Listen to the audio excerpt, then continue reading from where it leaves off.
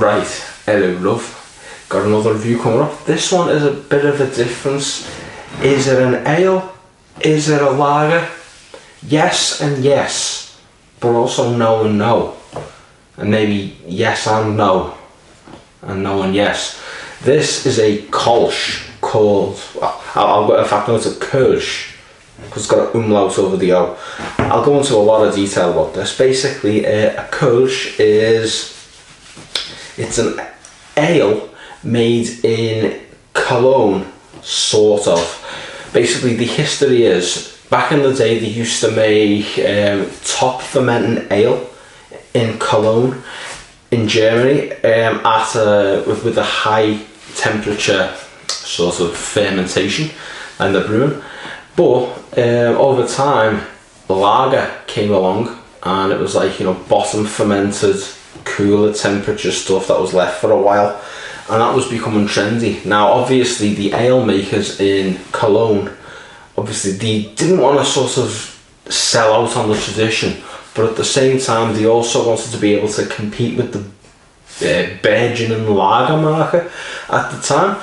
So what they did is they created something completely different, but not really that different. They created an ale using the ale process of obviously high fermenting yeast and all that kind of thing, but instead of putting it in a higher temperature like they do normally for the ale, they done it at a cooler temperature and left it for a while in a similar process to what they do in lager.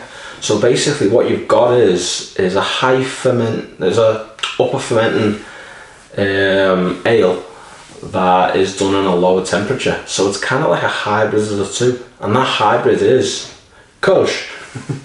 In this case, it's this. A lot of people do not know how to pronounce this. F-R-U-H, but there's an umlaut over the U, just like there's an umlaut over this O, yeah? I've asked around. I do know a couple of Germans online. It's not like that. Don't go there. Now, I do know a couple of Germans online, and they've told me how it's pronounced. Basically, instead of saying früh or früh or fro or something like that, you'd say free, the word free, but you do it as guttural as possible. So in other words, you say früh, früh, früh, früh. See how guttural that was? I'm saying the word free. That's apparently how you pronounce it. So yeah, this is the Kölsch, and Kölsch basically just means from Cologne, in German, or Köln as they say in Germany. It's like someone from Scotland is considered Scotch. Someone from Köln is called Kölsch. So that's where that comes from. So yeah, and as obviously I showed you this a second ago, but you might want to see it again. Here you go. Früh Kölsch, site since 1904. Herrlich obergärig, Kölner Hofbrau Früh. And there's the bottle top as well. It's more of the same as the neck, and obviously the front. You got the 3 crowns. I assume that's the flag of Cologne or Cologne. Yep. So yeah,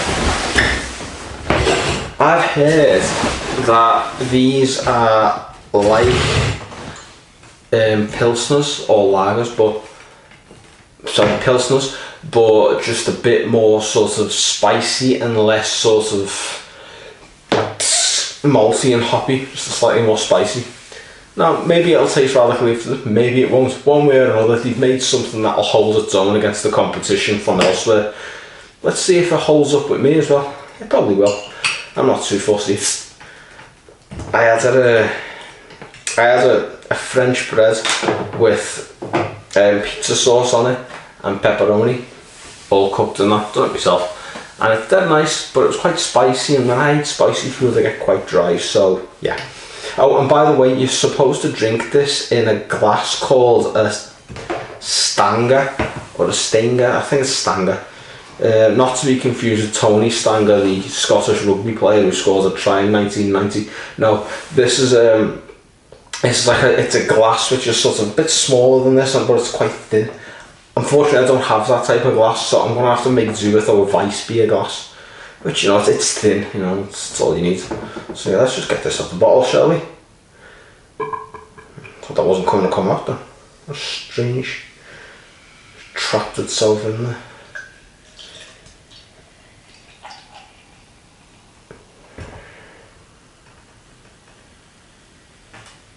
Okay. Right. Let's get the dregs out. I think that will do. So, this is our 2 fingered head. It's quite carbonated and it's quite pale, almost as pale as a Helles. Yeah, it's almost pissy. It's just very easy to see through. Yeah, and the head's quite fizzy as well. Carbonation, domination is very carbonated. Yeah, I'm enthusiastic about this one, I must admit, because I've never ever had a Kölsch before. And so I'm trying to pronounce it as best as possible. If you think I'm being a pretentious twat by putting all these accents on, you know what I mean, that's, maybe I am, but you know, I've come this far now, there's no point turning back. So yeah, I'm going to call it a Kölsch from Früh. Fuck, I'll call it a Kölsch from Früh. I'm a Philistine at heart, so I'll just carry on as I am. Nonetheless, let's have a sniff.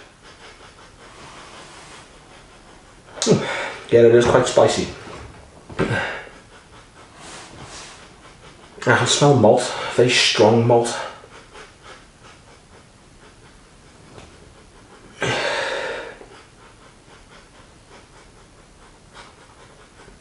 I'm getting quite a grassy smell off this as well, I must admit. It's quite a grassy smell, so it's to say that it's completely different from like a Pilsner or whatever, it doesn't smell too different from a Pilsner, it smells very similar, you know.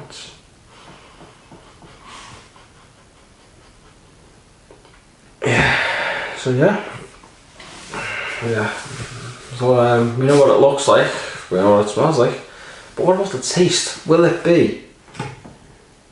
taste like Früh? Or will it taste like pee? See, it's being pretentious works with the little tagline, doesn't it? There's only one way to find out. Hang on, let me just scratch my ass. Shorts fell down. I hope that doesn't get caught on camera. But it's not much to look at anyway, is it? I'm 34, I don't have the body of a 20-something Greek god anymore. I never did to begin with. Nonetheless, bottoms up and up your bottoms. Here we go. Cheers.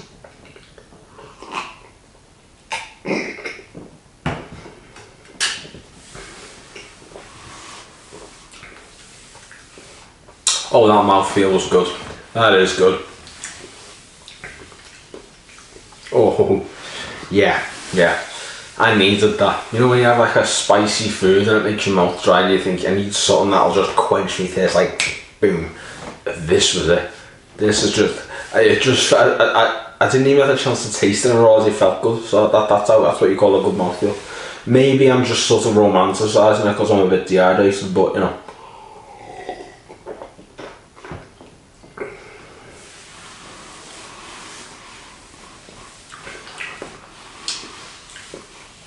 Yeah.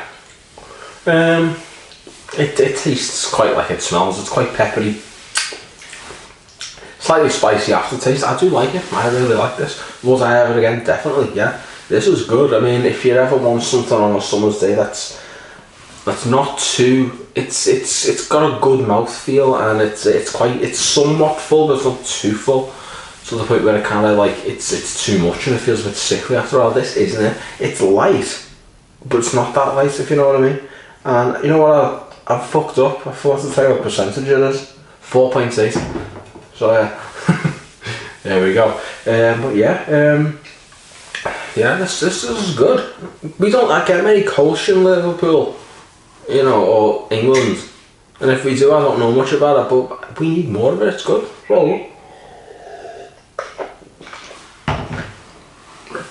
yeah, the people of Cologne have done alright. Obviously, people know Cologne for its architecture, but also for its perfumes as well. You know, the eau de Cologne. Funny thing about the eau de Cologne is I've seen on social media a few times, like women talking about the cologne, and like the boyfriend's cologne that they wear. Only thing is, they post about how they love the smell of their boyfriend's cologne, but they spell the word cologne wrong. Instead of spelling it either K-O-L-N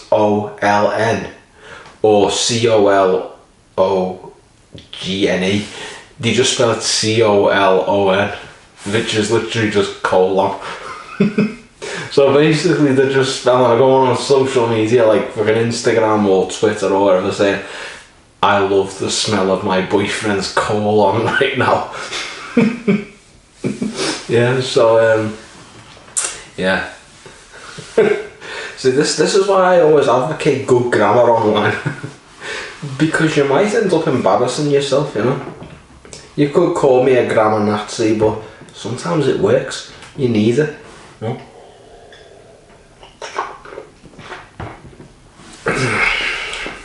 It's like, you know, when people talk about rappers online, but they only put one P.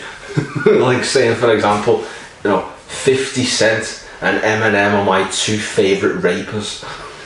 It's the same thing, isn't it? You know, you need to get the spelling right in some cases.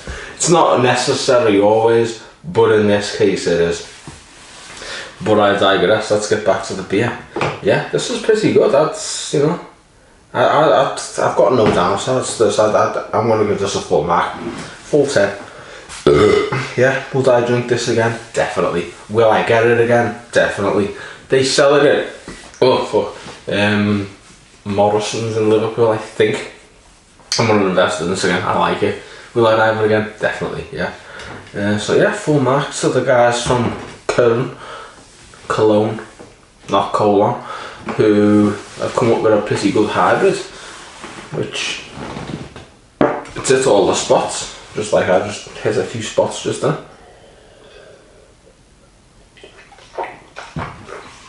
Oh, that's nice. That is nice.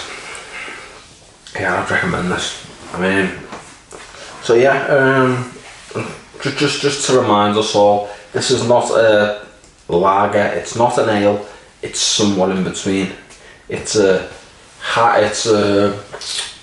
upper high fermented, but made with it's high fermented yeast, but made at a lower temperature and left lagered, even though it's not lager. So it's interesting. You know, more people should do it actually, because I like this.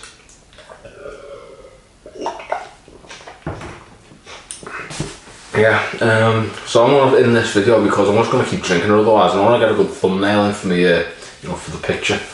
And I can't really do that if the fucking glass is empty, can I?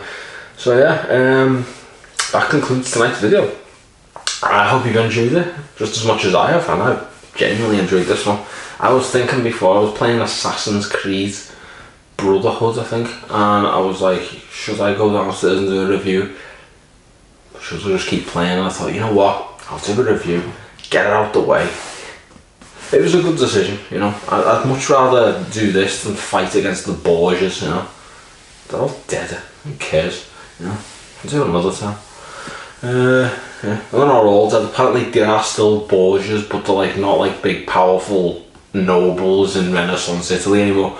They've all like lost the power and influence and fucked off to South America, and now they're just like poets and actors, and they're not really, they're not as relevant as they once were. They're the you know, they're like, you know, they're like five, you know. Remember when they were just like dominating the charts for ages, and then they just sort of like weren't. So that's just what the Borgias are like, you know. They're basically the five of international commerce and politics, especially of the Renaissance era and beyond.